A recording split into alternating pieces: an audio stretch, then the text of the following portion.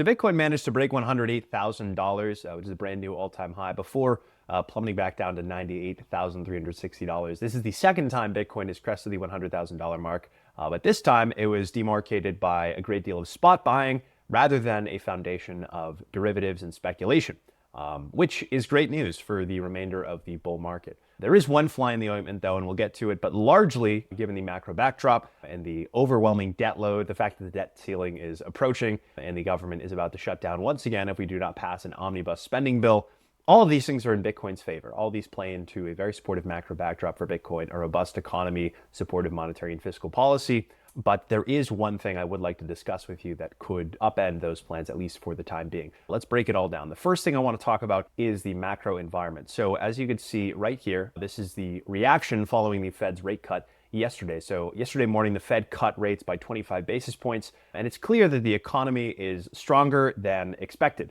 We had several months worth of data that was coming in hotter than expected. And as a result, the Fed cut 25 bips like they expected to, but it's only pricing in 2 rate cuts next year, 25 basis points in size, compared to just 3 or 4 a few months ago, right? And so even though we are still cutting rates, we're revising the neutral rate higher. And so this is an admission from the Fed that the US economy is stronger than anticipated, which the data has been signaling. Inflation is higher than anticipated, and growth expectations into the next year are so high that the every meeting cadence of rate cutting is unwarranted at this point.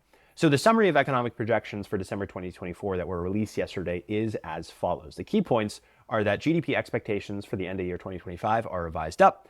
Unemployment expectations for EOY 2025 are revised down, and PCE inflation expectations, which is the inflation that the Fed cares about, specifically core PCE for EOY 2025, are revised much higher. And so the year-end 2025 target on average for the Fed based on its dot plots is 4%, and the long-run target is now 3.5%, whereas previously it was about 3%. And so as such, given the higher neutral rate, given that the Fed cut, but they're projecting a higher neutral rate, policy rate expectations via the 2-year yield, which you could see there in white, and growth and inflation expectations via the 10-year US Treasury yield, which you could see in blue, are higher, following the SEP release and the Fed's rate decision, and the admission that the cutting cycle will be far more shallow than previously anticipated. And you can see this too priced in the overnight index swaps market. So OIS, these are pricing in about 50 basis points worth of cuts between now and next October, which brings the Fed's main policy rate, Fed funds, down to just 4%, which would be the lowest level in 2.5 years at the time that we reached that level. So we have rate cuts amid a very robust economy, and that's not cause for concern. If we had rate cuts amid a faltering economy, that would seriously be cause for concern. But right now, given what the data is indicating, the economy is very robust. And even if the economy were to deteriorate, we were to about face and move in the other direction, and economic data were to disappoint, the Fed has proven that it can move very swiftly in reacting to these things. So markets would not experience a protracted bear market if the economy begins moving in the other direction. So my base case for 2025, given this, is a continued bull market in risk assets, given this still robust and dynamic economy with a supportive Fed and expanding liquidity conditions amid an expanding money supply, interest rates coming down, and fiscal stimulus. But first, let's talk about that liquidity component, because there is a development here that is making some people concerned. So this is Bitcoin and global M2. If you actually zoom out, Bitcoin became extremely correlated to global M2 right around when this chart begins, as you can see here. So this is all of the base money for all the major global central banks added up. It's not just US M2, it totals up everything because Bitcoin is a global asset. And as of September of last year, it became really tightly correlated to Bitcoin. Of course, that's when Bitcoin began the meat of its bull run, moving up from like the $40,000 area to 108K where we are now, or actually 98K where we are now. Bitcoin has followed global money supply very closely over these last several months, over these last, call it 15, 16 months. However, it does not mean that it will follow it to the downside. Obviously, it's tracked it with like extremely tight correlation. It doesn't necessarily mean it can move to the downside. Bitcoin's own native factors that I'll discuss later in this post could allow it to dislocate from this and other risk assets, but the reality is global M2 is currently contracting, at least if you take a look at the last several months. So this chart lags Bitcoin behind by about 10 weeks, 70 days to be exact. And you can see the correlation is pretty stark, right? So global M2 leads Bitcoin to a pretty substantial degree. That's the reality. If you also take a look at global liquidity, this is the GLI, Global Liquidity Index by Michael Howell. This is the chart of 6-week changes, right? And so global liquidity has been contracting for the last 6-ish weeks, right? And Bitcoin similarly follows global liquidity like it follows global M2 with about a 10 to 12 week lag. And so alongside the money supply, global liquidity is also contracting. And so these two realities may bring Bitcoin into a correction, a larger correction than most people could assume, right? Down to the 90,000, potentially into the $80,000 zone or lower. But this is just the global macro environment, right? We talk about it being supportive in the United States. We talk about a great growth backdrop, inflation expectations rising, and a supportive monetary environment. Not to mention the fact that we're about to pass this massive omnibus spending bill. And even if we don't pass this bill specifically, we will need to approve a higher debt ceiling so that the government can continue to function and not be shut down. That's just reality, okay? So if we have this huge fiscal stimulus on the horizon, you can bet your bottom dollar that even though global liquidity is contracting, global M2 is contracting for now, this may turn in the opposite direction. But this is the primary risk factor. Largely what I'm going to be discussing is why Bitcoin has much more room to run in this market. Now, I know a lot of people watching this video might not be able to understand nuance, but I'm going to try to bring nuance to this video. Because specifically, when I tweeted out this chart here and said, hey, Bitcoin could continue following this to the downside and be in for a deep correction, or it could totally dislocate from this thanks to native buying pressure and continue to see new all-time highs. People erupted and they called me bearish and they called me all sorts of things. I don't care. I'm going to try to bring you a little bit of nuance today. So let's dissect Bitcoin's second break of 100,000. So what you can see here in this chart is Bitcoin's price in the top pane, the aggregated open interest for futures contracts in the second pane, and then the aggregated predicted funding rate in the third pane. So the open interest, as you can see there, and funding rate on perps spiked, and it drove Bitcoin over 100K the first time around, which led to this very unstable base that got liquidated almost immediately when the price moved in the other direction. As price fell and new stop losses were hit, more leverage longs got forced out of their positions, and Bitcoin flash crashed all the way down to 91K. Now, these leverage longs got wiped out to the tune of $5 billion in contracts. And Bitcoin has spent the last 12 to 14 days building up a more robust base of spot buying. And you can see that here. We saw a huge reduction in open interest and a huge reduction in funding rate, bringing it back down to historical levels. So when Bitcoin was breaking 100K the first time around, there was $33 billion in open interest and a funding rate of 0.07% every 8 hours. And as Bitcoin began its second break of 100K, which you can see there, open interest was about $1.5 billion lower, and the funding rate dropped commensurately to 0.01%, which is its historically normal level, which indicates that this 100K breakout that we're currently experiencing, or at least this base that we're currently seeing, is driven by spot buyers, largely, rather than leverage longs opening up new positions and then getting wiped out when the price moves against them. So it's a more stable base. And with very little froth in the market, Bitcoin is in a much healthier position to stay above, or at least close to, 100K now that the price action is increasingly dominated by spot. Of course, taking these other factors into consideration, like global M2 and global liquidity. So despite the six-figure all-time high, Bitcoin is still quite far from being considered historically overvalued and due for a market top. MVRV compares Bitcoin's spot price to its realized price, which is the average price that all Bitcoin on the network last moved on-chain. And this is used in order to gauge whether the spot price is over or undervalued relative to its fair value.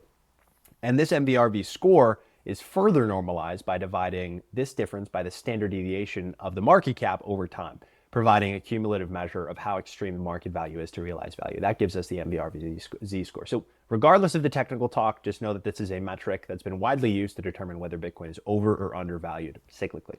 So this MVRV Z-score is currently at 3.4, 3.5x, which suggests that the market is far from overheated at its $100,000 price tag. Historically, this metric has marked significant market tops and at much, much higher levels than this one. In 2017, Bitcoin's MVRV score peaked at 11.7x during the height of its bull run, and in 2021, it reached 7.5x before the market corrected. So this pattern indicates Bitcoin typically becomes overvalued and thereby closer to a top when this Z-score approaches 7x or beyond. And if history is a guide, and we can still use these levels, Bitcoin still has considerable room for growth before nearing cyclical, historical overvaluation levels, which suggests that the current phase, I suppose, that we're in is more akin to a mid-cycle surge than a terminal top. And as investor sentiment and demand for Bitcoin continue to climb, which I'll talk a little bit more about, a potential Z-score peak this cycle could exceed 7x like it did last time, which signals much further upside before the market approaches the critical overheated zone. That said, this market, this bull market has been very tame compared to other ones, right? We haven't seen huge, insane $10,000 days like we have previously.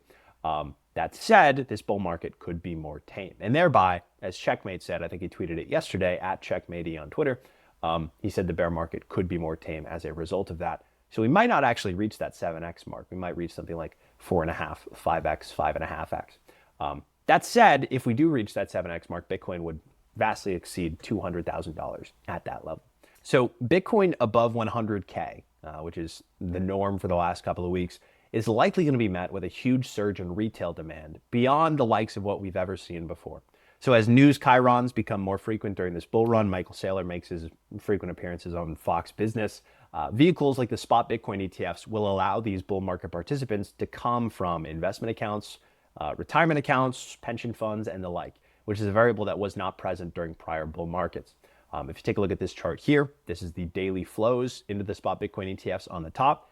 Their assets under management in dollars in the second pane, and then the assets under management in Bitcoin in the third pane. Now, over the last 6 weeks, the spot Bitcoin ETFs have purchased a net 130,000 Bitcoin on behalf of their clients. So the dollar value of their assets under management over this period rose $53.35 billion, which raised the value of their total holdings by 79.1% in a 6-week period, which is more than any other ETF product in the United States over that same time frame. And as retail demand continues to surge, expect the sales departments at these ETF issuers to ramp up their activity as well. We just saw BlackRock released a video yesterday detailing what is Bitcoin for their clients who might not know. Now that spot Bitcoin has entered the equity market, the ETFs have been and will continue to be one of the most evergreen sources of buy-side pressure that Bitcoin has ever seen. And so with this structural buy side, we may be able to buck some of those larger global macro trends, such as contracting global M2 and global liquidity, but that remains to be seen. This is the first cycle we're experiencing these things. That's why I'm giving you all the information so you can construct your own thesis. Obviously, none of this is financial advice. I'm just trying to teach you the dynamics at play. So imagine the calls that financial advisors are getting from their clients right now, and the huge marketing blast from BlackRock and other ETF issuers.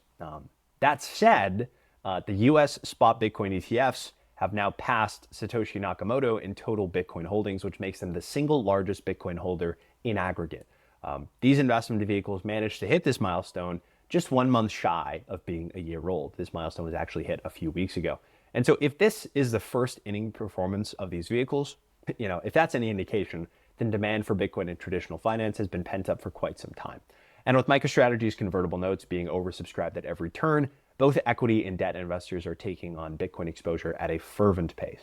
And so the spot Bitcoin ETFs, updated as of today, hold about 1,140,000 Bitcoin on behalf of their clients, which is over 40,000 more than Satoshi Nakamoto. So I want to show you a tweet of mine from 18 months ago. This was recently sent to me. And at the time, Larry Fink said that Bitcoin was digitizing gold. And at the time, Bitcoin was $592 billion and gold was $12.68 trillion, which is roughly a 21.4x difference. Currently, Bitcoin is $2.1 trillion and gold is $17.8 trillion, which is only an 8.1x difference.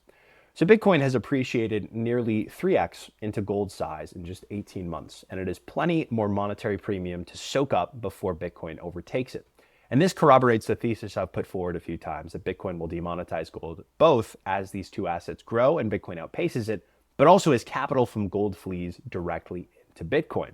And this thesis is further validated by the trend in assets under management in both the gold and Bitcoin ETFs over the last several months during this shared bull market that the two assets have had. Gold ETF holdings are in white, total spot Bitcoin ETF holdings are in orange. So total assets in the spot Bitcoin ETFs are now 55% of the value of known gold ETF holdings. So we're 55% of the way there, at least from an ETF perspective.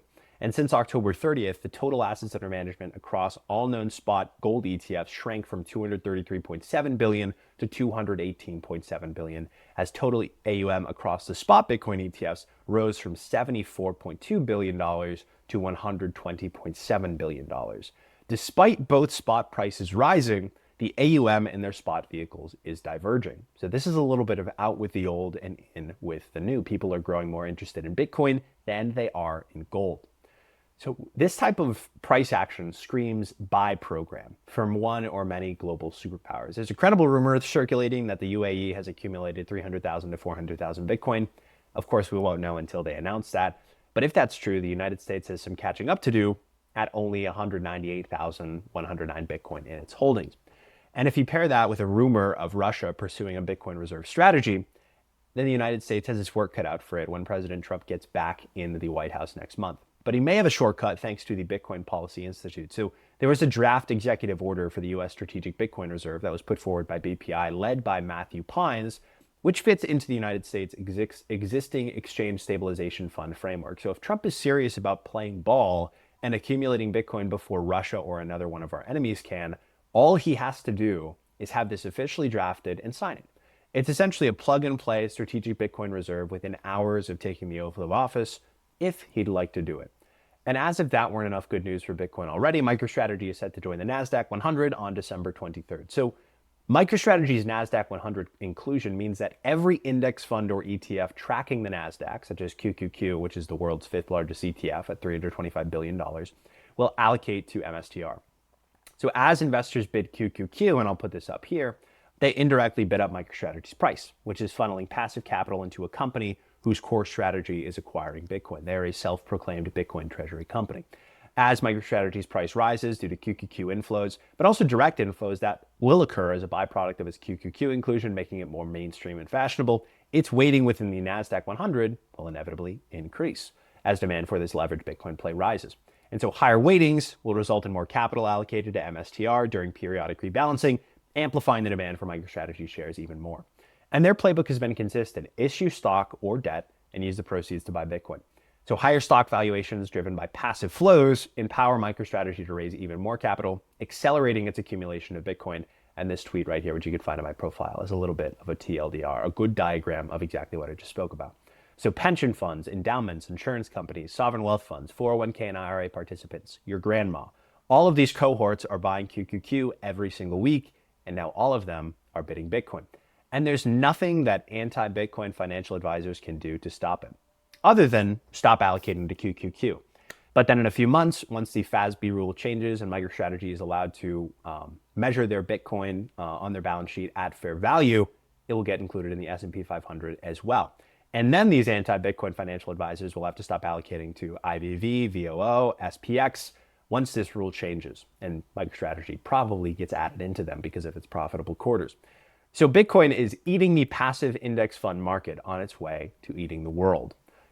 That's pretty bullish. So with the equity market bidding up the spot ETFs and fixed income oversubscribing to every single one of MicroStrategy's convertible offerings, one thing is for certain: demand for Bitcoin has never been so high, and it's only going to grow. And so while we might have a transient pullback as a result of these macro factors, which I just discussed with you, this is only the beginning of the Bitcoin Trojan horse that's making its way into every nook and cranny of traditional finance until Bitcoin financial products are available in every single asset class.